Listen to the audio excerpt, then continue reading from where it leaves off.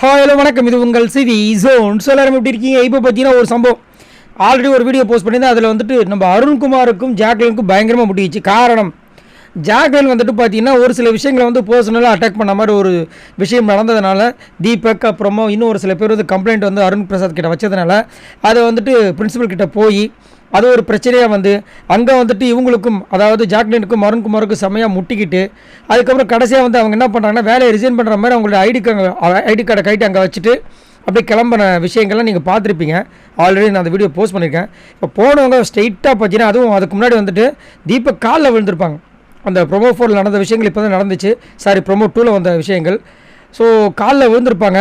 காலில் விழுந்து மன்னிப்பு கேட்டு கிளம்பி போயிருப்பாங்க. போகும்போது செம்மையாக அழுதுருப்பாங்க. அந்த விஷயங்கள்லாம் வந்துச்சு. அதுக்கப்புறமா ஸ்ட்ரெயிட்டாக பாத்ரூமில் போயிட்டு தேம்பி அழுகுறாங்க. ரியா அப்புறம் அடுத்தடுத்துன்னு ஒருத்தரை போய் சமாதானப்படுத்துகிறாங்க. இவங்க ரொம்ப மோசமாக அழுகுறாங்க. ரொம்ப கஷ்டமாக இருக்குது. அதாவது கோவமாக வந்து ஒரு சண்டையை போட்டுட்டு அவங்க இது பண்ணிட்டா கூட பெருசாக தெரியாது. இந்த மாதிரி உட்காந்து அழுகும்போது ரொம்ப வருத்தமாக இருக்கும். அதுலேயும் ஒரு சில பேர் இவங்க ஃபேக்காக பண்ணுவாங்கன்னு சொல்லும்போது ரொம்ப வருத்தமாக இருக்குது.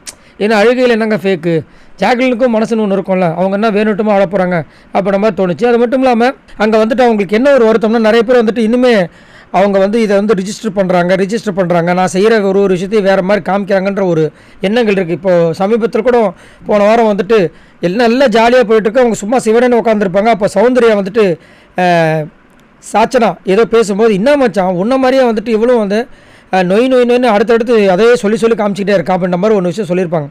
அப்போ அவங்க காண்டா இருப்பாங்க. ஏன்டா நான் பாடி சிவன் தான் உட்காந்துட்டு என்ன ஏன்டா இதில் இருக்கிறேன்னு. ஸோ கூட இருக்கிறவங்களே வந்து அந்த மாதிரி பண்ணும்போது இப்போ இவங்களுக்கு ஆப்போசிட் இருக்கவங்க எப்படி பண்ணுவாங்க. அதுலேயும் குறிப்பாக பார்த்தீங்கன்னா இவங்களுக்கும் தீபக்கும் ஆகாது, அதேமாதிரி இவங்களுக்கும் அருண் பிரசாத்துக்கும் ஆகாது. ஸோ அதனால் வந்துட்டு ரொம்ப கடுப்பாக உட்காந்து அழுது அப்புறம் எல்லோரும் சமாதானப்படுத்துகிறாங்க. மூச்சு வாங்குது அவங்களுக்கு. அதுக்கப்புறம் வந்துட்டு அவங்கள வந்து வெளியில் வர வைக்கிறார் பிக் பாஸ். அப்புறம் அங்கேயும் என்ன சொல்கிறாங்கன்னா, இந்த மாதிரி நான் வந்துட்டு கரெக்டாக இருந்தாலும் என்னை வந்து நான் பண்ணுற விஷயங்களை மாற்றி ரிஜிஸ்டர் பண்ணுறாங்க. இப்போ கூட வந்து அருண் பிரசாத் வந்து அந்த ஐடி கார்டு அங்கே வச்சதை வந்து தூக்கி விசிறடிச்சன்ற மாதிரி சொல்லி அதை வந்து மாற்றுறாங்க. என் கேரக்டரை வந்து தேவையில்லாமல் மாற்றி ப்ரொஜெக்ட் பண்ணுறதுக்கு ட்ரை பண்ணுறாங்கன்ற மாதிரி ஒரு பெரிய இஷ்யூ போயிட்டுருக்கு. சரி, நீங்கள் உங்களோட கருத்து சொல்லுங்கள். இவங்க 2 பேரில் யார் சொல்கிறது கரெக்டாக இருக்குன்னு நினைக்கிறீங்க? நீங்களும் பார்த்துட்டு இருப்பீங்க. யார் மேலே உண்மையே தவறுன்னு நினைக்கிறீங்களா? மறக்காம கமெண்ட்ஸ் பண்ணுங்கள். பாய் நண்பர்களே.